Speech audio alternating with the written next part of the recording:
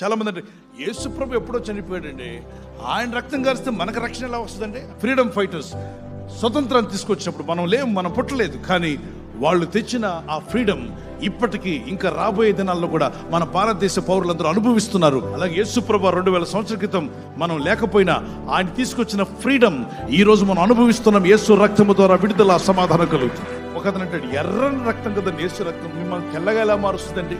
రెండు సోపుతో తెల్ల బట్ట ఉతికితే మురికైపోయిన తెల్ల షర్ట్లన్నీ కూడా ఉతికారనుకోండి, బ్లూగా ఉన్న సోపు బ్లూగా మార్చట్లా, అది వైట్ గా మారుస్తుంది. ఎర్రగా ఉన్న యేసు రక్తము ఎర్రగా మార్చదు, తెల్లని ఉన్ని వలె మన హృదయాలు మార్చివేస్తుంది.